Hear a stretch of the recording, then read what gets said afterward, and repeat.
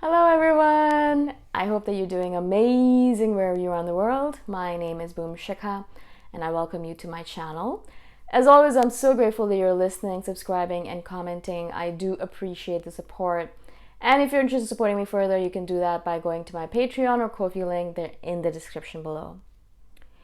In this one, I want to speak to you guys about epigenetics. I actually talked a bit about it in the last video or in a couple of videos, maybe coming later. And I thought that I realized that I've never actually spoken about this obsession of mine. And so I was like, all right, let me just talk about it because I just love talking about epigenetics.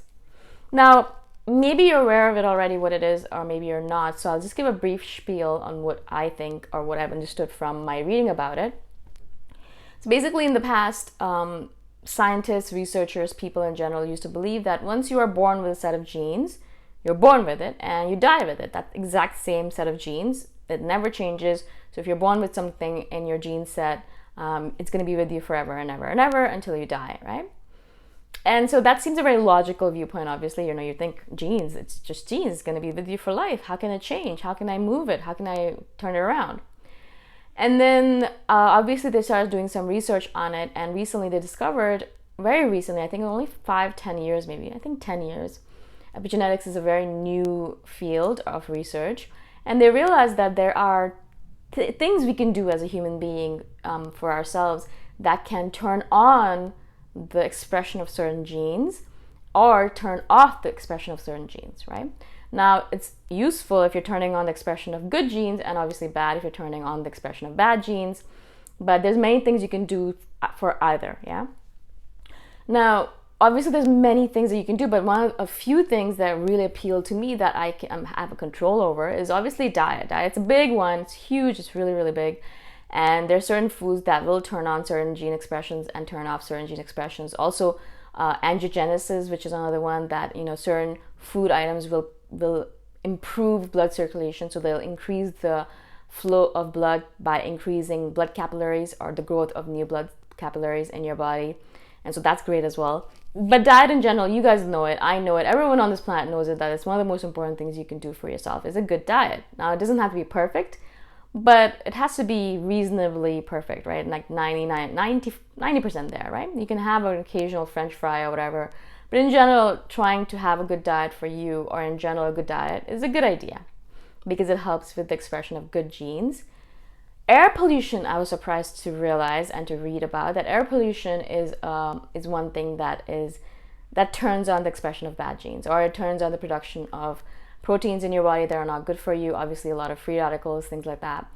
And so air pollution obviously is very big in Chiang Mai, and I realized that I was kind of harming myself by living in Chiang Mai during this time. Right now, usually from January, February, March, April, those 4 months. It's called smoky season here because they burn a lot of the agricultural burning. The farmers burn a lot of corn and crops in order to clear the fields for the next time around, to supply corn for chicken industry. CP is the name of the company. I've never heard of them before, but that's the company that really is responsible for this.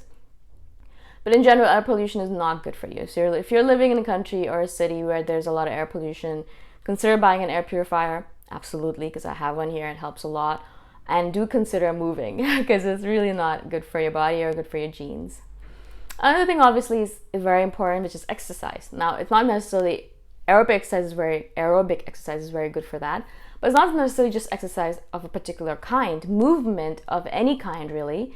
And it can be yoga or dance or tai chi, qigong, whatever kind of movement you might think of is very good because it helps with the expression of good genes, helps with epigenetics. And so there's things like that, many different things like that, as I've said, that help with good gene expression versus bad gene expression. And I think what it does, and I'm not really sure exactly of it, but what it does is that it turns on, as I said, certain genes, and then creates that gene causes the production of certain proteins in your body that helps your body or doesn't help your body, right? And so that's basically the essence of it. Now, the reality here is that I love this idea of epigenetics so much is because I really believe that puts the responsibility of your health back upon your shoulders. Because yeah, you can be like, yeah, I mean, I was born with certain genes. I think I was born with a gene to be chubby, or I was born with a gene to be to have this illness or that illness, whatever it might be. And of course, some illnesses are are unpreventable or not preventable. But a lot of times I believe that epigenetics proves to us that we have the capacity to really influence our body in a very positive way through very limited and easy measures, really. Like having an easy diet or a good diet is not that hard to do. And I'm not saying a completely perfect diet, I'm saying a good diet in general. Not that hard, yeah?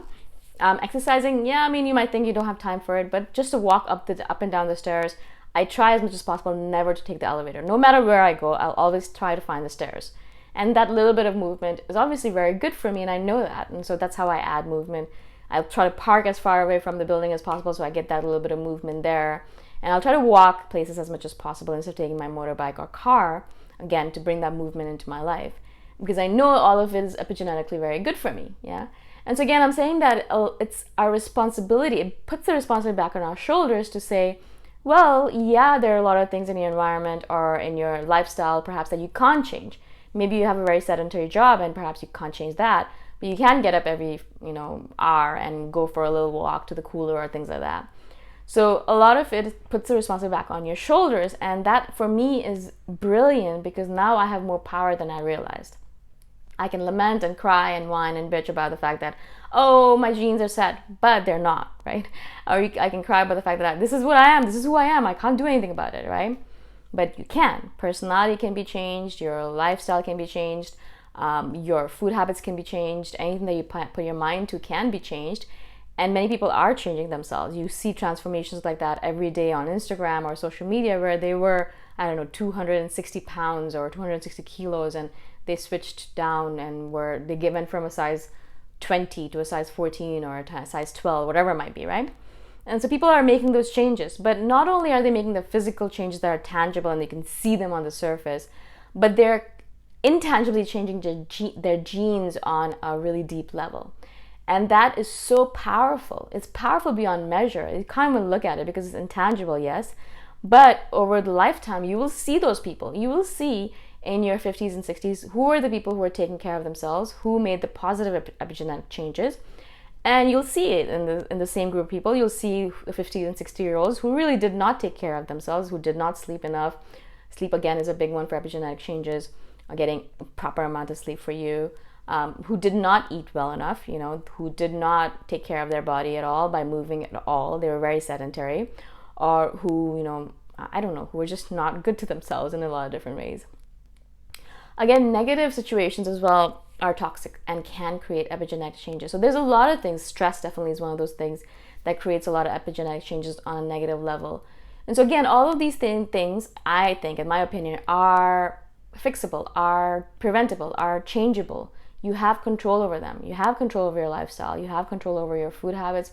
You have control over your movement. You have control over the negative situations in your life. You have control over the relationships you hang out with, you are in. You have control over the level of stress you have in your life. And all of these will result in positive changes. Even if you do a little bit of change, if you make a little tiny change, that will create a lot of positive benefits in the future.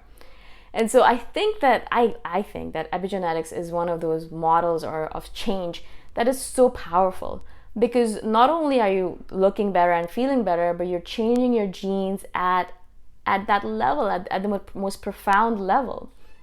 And that makes me so happy, because that kind of change, that kind of profound genetic change will last your entire lifetime, really. You're going to be stuck with it until you're in your 90s. So you better try and make it to be a good change rather than a bad change. I mean, I don't really care about living forever, but I do care that if I live until I'm 90 or 80 or 70, whatever, that I want to live a positive life where I am able-bodied and I can move around and I can be coherent and mentally active and physically active. I don't want to live a life where I'm sitting in a wheelchair and not able to do anything, right? And so epigenetics is one of those things that really appeals to me because it allows me the capacity to change my life, change my body, change my genes in a positive way that I can perhaps influence that future self of mine, that 90-year-old self of mine, or 80-year-old or 40-year-old, whatever it might be. Yeah. And so I wanted to really share this with you because I wanted hopefully to inspire you to research epigenetics a bit more. I've only given you a brief spiel on it. There's many books on it, many blog posts on it, many blogs and many websites on it. So go check that out. and really try to figure out for yourself what is in your environment or lifestyle or food habits, or in general, what can you change in your life that will cause you to have positive changes in your genes, and what are you doing right now that's causing you to have negative changes in your genes, right? Because these kind of changes perhaps will not be tangible right away, but they will be tangible for sure in the future. You will see that in the way you look, in the way your skin looks, perhaps in the way you move, in the way you talk, in the way you think. I noticed that a lot of people in my age group are always already talking about losing their memory, and I'm like, what are you talking about? You're only in your 30s. But that's the result of epigenetics. It's the result of genes and the result of not taking care of yourself, of drinking too much, of maybe smoking too much pot, or whatever it might be that you were doing with your life. So hopefully you'll take a look at it, take a gander at epigenetics and learn more about it for yourself, like apply it to your own life and see how you can improve your own genes using the power of epigenetics. I really do recommend it. If you have more questions on this, please go Google it. I'm not an expert, but if you have specific questions about what I'm doing in my own lifestyle, please do ask and I shall do another video on it. And if you're interested in supporting me further, you can do that by going to my Ko-fi or Patreon link. They're in the description below. I shall see you guys the next time around. Bye for now.